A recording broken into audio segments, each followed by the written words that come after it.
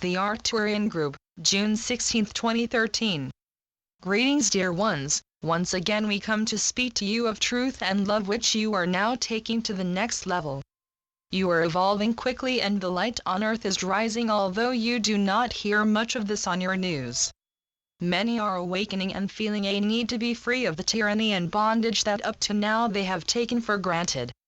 This inner journey is being reflected in the outer, which is why you see worldwide resistance to authority taking place.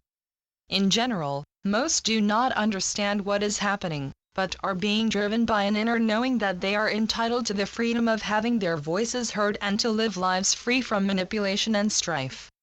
Many are and will die in this effort to awaken the world, but this was their sole purpose and choice. For some, it has been their chosen means of atoning for past lives lived in dominance over others, taking upon themselves the yoke of the freedom fighter to help mankind move into a new awareness of what freedom really is. We do not condone killing and violence, but we say that there are those who only learn at this level, and many places on earth still resonate with this dense energy. Freedom is not just about being allowed by another, a group, or a government to do something. Freedom is an inner state of joy with the ability to express oneself. Think about the actions of a small child, freedom expressed lovingly as they simply be who they are. Unless one's choices interfere with the freedom of another, one is entitled by divine right to be who they are, to marry or not marry whom they please, to do whatever work makes their heart sing, and to express ideas without fear of punishment because those ideas are not of an accepted norm. The energy of the third-dimensional world has held mankind in bondage to rules of what is acceptable and what is not, rules all based in ignorant concepts of duality and separation. Those choosing to step out of the box have been and still are often severely punished, physically, emotionally, and mentally. Who makes these rules? Who enforces them? Think on that, dear ones, for your concepts of freedom are changing regardless of the old rules and all the flag-waving done to support them. Many suffer, trying sincerely to live up to the illusory rules of right and wrong as presented to them by those holding power, governments local and national, religious leaders, media, the rich and famous, experts, or relatives. Many find that their inner guidance tells them they are free, but the world tells them they must obey those who have the authority to know best what is right for everyone else. This is not about parents allowing their children to do whatever they please, for the unconditional love of parenting must have simple rules that reflect loving guidance, direction, structure, and teaching the child that he can go within and hear his own guidance.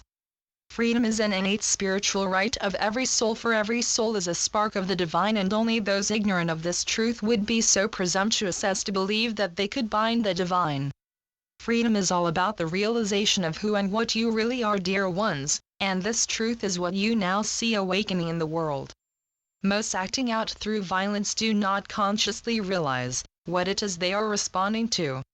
Throughout time, man, in ignorance of who and what he really was, accepted that those in positions of either social, religious, or governmental power were more capable of making decisions for him than he himself. Often this was reinforced through physical punishment. This was the beginning of the loss of freedom, and most were not even aware it was happening. There were and always will be those who are very happy to take another's freedom, for in this they attain more power for themselves.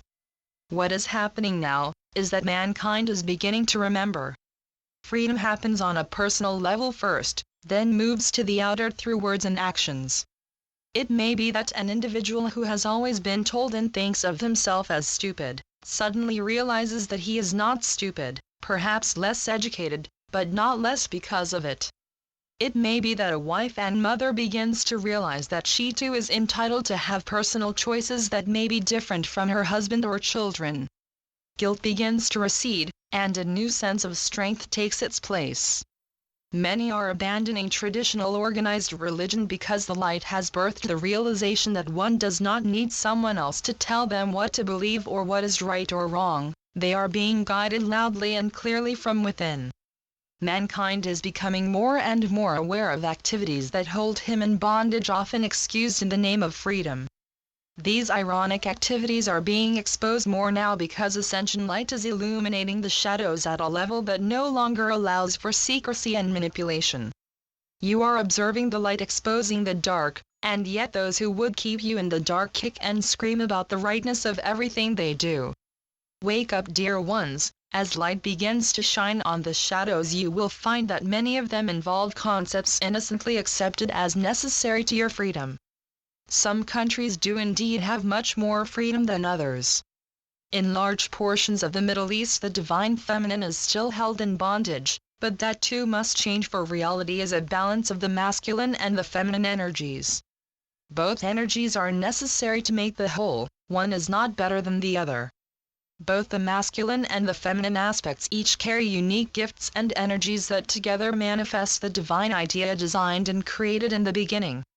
Man, woman, child are material, third-dimensional interpretations of the higher truths of the sacred Trinity. Freedom sings the songs of who you are. It allows you to marry or not marry whom you please. It allows you to speak your truth and to live out from your center in whatever ways may resonate with you. However, freedom does not give anyone the right to interfere with another's journey, choices, or rights, however misguided they may seem. It must be realized that not all souls are ready or evolved enough to live out from true freedom. These are the dear ones that still need rules, regulations, and even punishments. Those drawn to reading these messages are not of that group and are ready to embrace the higher sense of freedom. Freedom is about unconditional love.